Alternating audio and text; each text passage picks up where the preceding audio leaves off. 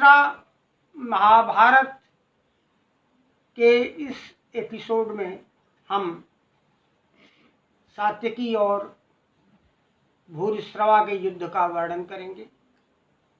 यह युद्ध बहुत ही महत्वपूर्ण युद्ध माना जाता है, क्योंकि इसके बाद ही जयद्रथ का वध अर्जुन कर सकते हैं। मैं इस युद्ध के वर्णन के पहले सात्यकी और भूरिश्रवा का आपको परिचय और उनके विभिन्न नाम बता दे रहा हूँ, क्योंकि यह महाभारत में सात्यकी अंत तक जीवित रहे थे युद्ध होने के उपरांत 18 दिन के बाद भी, इसलिए बार बार इनका नाम आता रहेगा। सात्यकी भगवान कृष्ण के परिवार से आते थे, विष्णुवंशी कहे जाते थे। वो भी भगवान कृष्ण की तरह माधव कहलाते थे। उनके पिता का नाम सत्यक था, इसीलिए वह सात्यकी कहलाते थे, और उनके पितामह का नाम शिनी था। उन्हें सात्यकी को सैनेय भी कहा जाता है।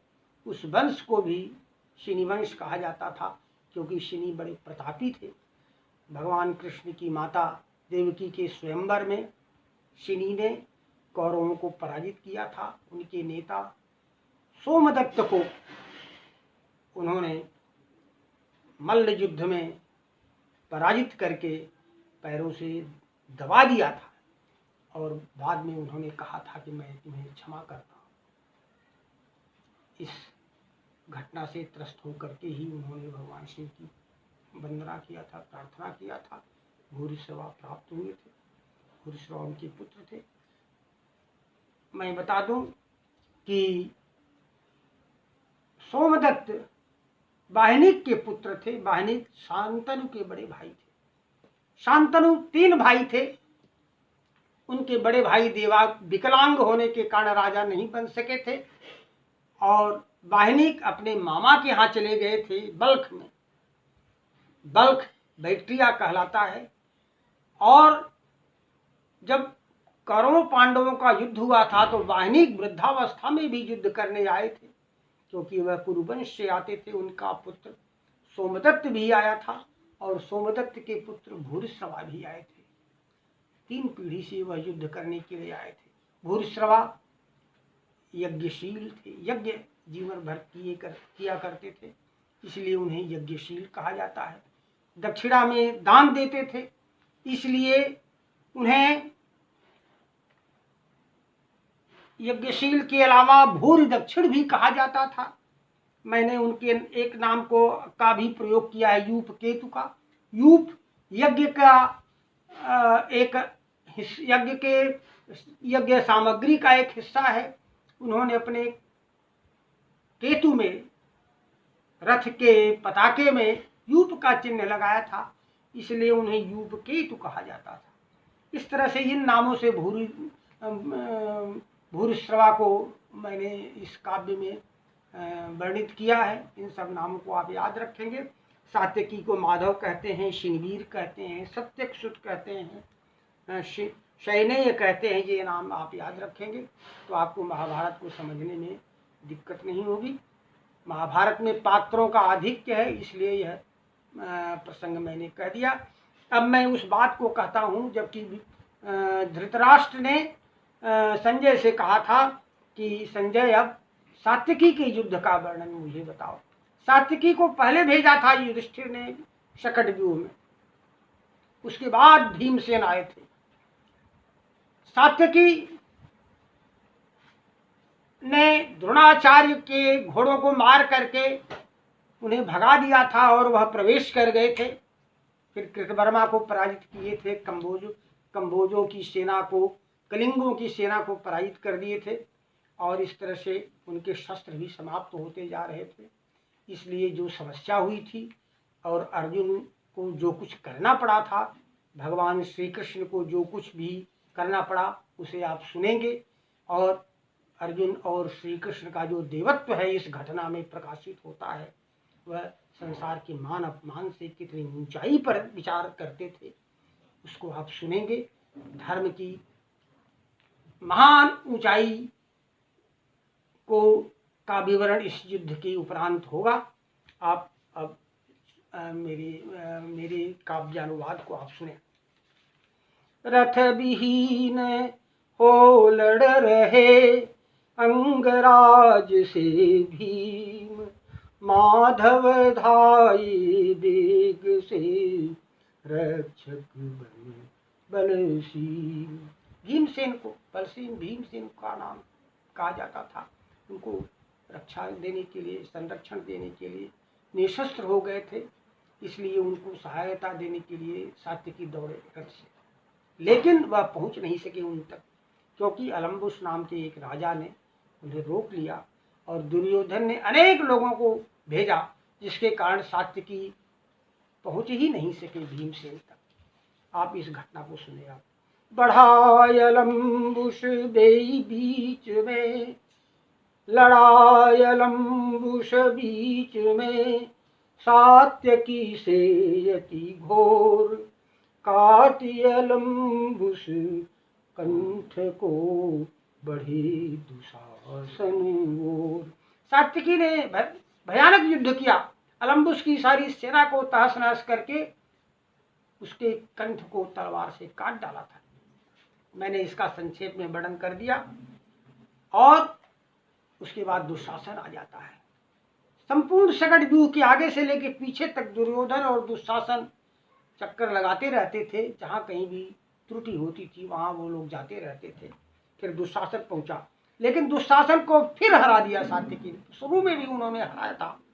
हरा दुशासन जब किए आगे का अभियान, वीर कलिंगों की अनी सम्मुख किया बयान। कलिंगों के 3 प्रतापी राजाओं को का वध कर दिया था अर्जुन ने। श्रुतायुध, श्रुतायु, अच्युतायु, तीन बहुत प्रतापी थे। इन तीनों का वध हो गया था। श्रुतायुध तो अपनी गदा का दुरुपयोग करने के कारण स्वयं मार डाले गए थे अपनी गदा से, और श्रुतायु और अच्युतायु को मार डाला था अर्जुन ने। इस तरह से इस कलिंगों की सेना आती है दुशासन आज के संरक्षण में, लेकिन उसको भी उन्होंने पराजित किया। युद्ध कलिंगों से हुआ सात्यकी का घन घोर, हरा कलिंगों से गए मधुसूदन की ओर। भगवान श्री कृष्ण की तरफ माधव अर्थात सात्यकी जाते हैं और वह प्रसन्न होते हैं। अर्जुन को देखे सात्यकी आश्वासन मिला हृदय में, रक्षक अपनी सेना का जो सदा रही रण में। शस्त्रहीनता की अवस्था में थे, शस्त्र कम हो गए थे रथ पर। अर्जुन को देखे तो उन्हें आश्वासन मिला कि अब संरक्षण मिलेगा। दुष्टर कौरव की सेना को पार किए भुज बल से, तब शिष्य सात्यकी आता केशव बोले अर्जुन से, जिसके समान कौरव में योद्धा है नहीं धनंजय, बध कर जल संध अलम्बुस, तब शिष्य यार हानि है।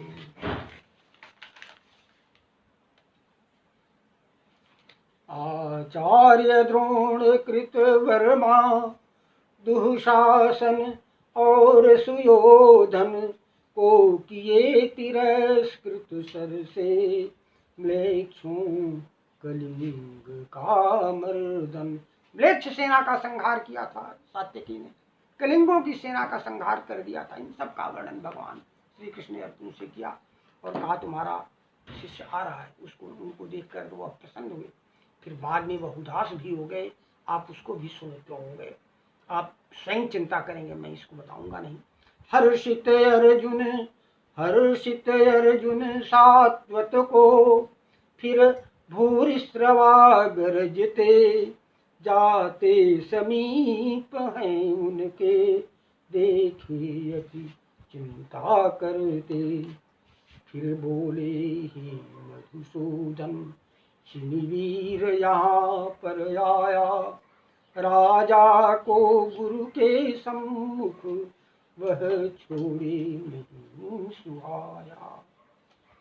राजा को बंदी करना वह चाह रहे सब जाने, फिर परिश्रांत सात्वत को पढ़ सकता मुझे बचाने। इस तरह से उन्हें चिंता होती है कि राजा को मैंने सात्विकी को सौंपा था द्रोणाचार्य से बचाने के लिए, लेकिन सात्विकी चले जाए, एक दुश्चिंता की बात है।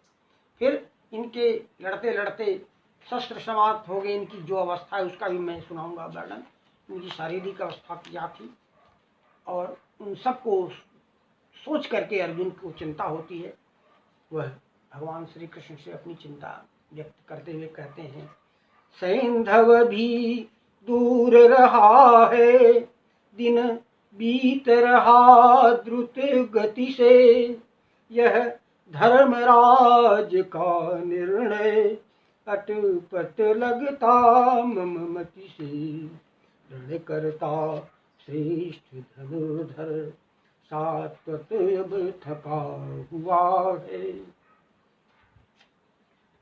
यह धर्मराज का निर्णय अटपट लगता मम मति से, रण करता श्रेष्ठ धनुर्धर सात्वत अब थका हुआ है।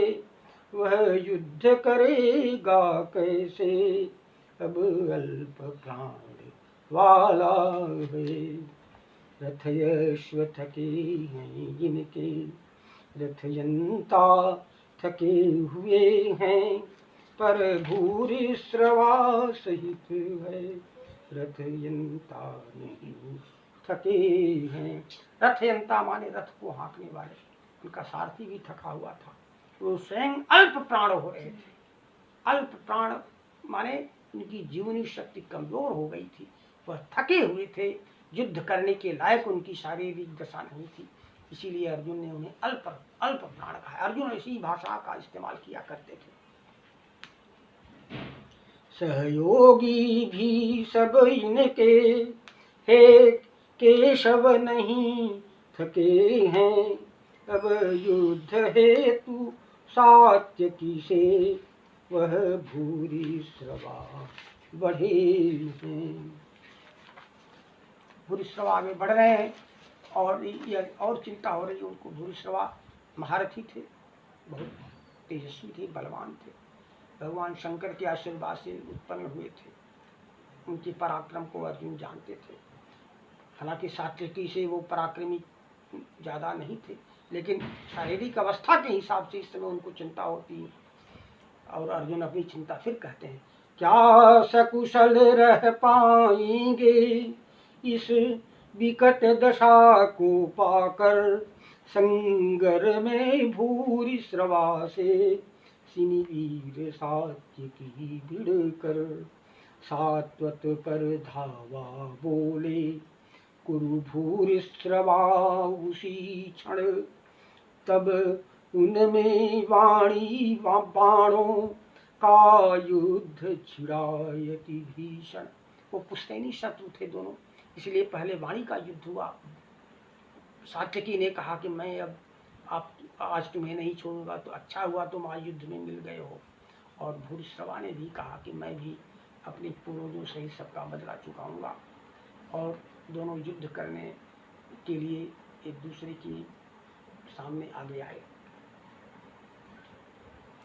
लेकिन सात्यकी की अवस्था ठीक नहीं थी।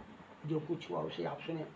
रथयंता घोड़े मारे वह एक दूसरे रथ के, फिर रथ ही काट गिराए वह कूप परस्पर करके। ले खंग ढाल वे दौड़े बध हेतु अपर को रण में, अति श्रांत सात्यकी घायल गिर गिर उठते संगर में। सात्यकी गिर पड़ते थे थके हुए का होने के कारण, फिर उसकी वह तलवार लेकर के लड़ते थे। इस अवस्था को भगवान श्री कृष्ण देखते हैं।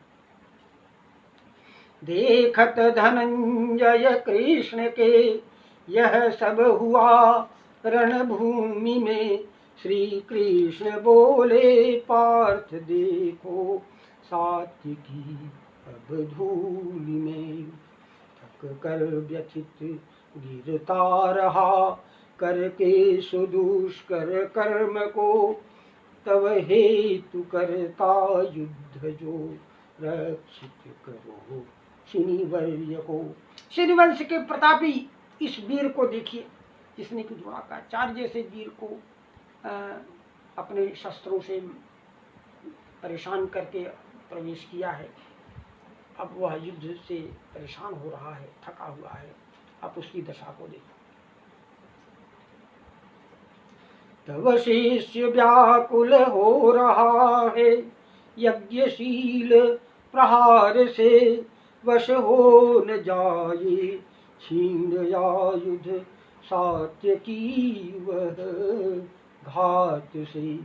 छीण आयुध भीमसेन भी थे, हो गए थे, और सात्यकी भी हुए थे। छीण आयुध माने जब किसी वीर के अस्त्र शस्त्र समाप्त हो जाते हैं तो उन्हें छीण आयुध कहा जाता है। अब छीण आयुध की अवस्था में थे, उनके उनके बाण उतने घातक नहीं रह गए थे। अब थके हुए थे, तलवार का सहारा लेना पड़ा और वह गिरने लगे, मल्ल युद्ध हो गया। लेकिन अर्जुन इस युद्ध को थोड़ा थोड़ा देख रहे थे, क्योंकि उनके परिवार के थे भूरिश्रवा, उनके पराक्रम को देख के वो भी वह आनंदित होते थे। सात्यकी उनका शिष्य था, सात्यकी के भी युद्ध कौशल को देख करके वह प्रसन्न थे। इसलिए भगवान श्री कृष्ण के वचनों का उन्होंने ठीक से अनुभव नहीं किया। लेकिन सात्यकी की अवस्था बिगड़ती चली गई युद्ध में। कुरुश्रेष्ठ अरुषिनी वीर करते युद्ध अद्भुत रीति में, मृगराज गज लड़ते परस्पर क्रुद्ध हो वन भूमि में। अर्जुन को तो लग रहा था कि ये गजराज, मदमस्त गजराज और मृगराज माने सिंह युद्ध कर रहा है, दोनों ही उनके अपने थे, इसलिए उन्हें थोड़ा आनंद आ रहा था। लेकिन उस समय एक घटना घटी, आप उसे सुने। जिस काल यह सब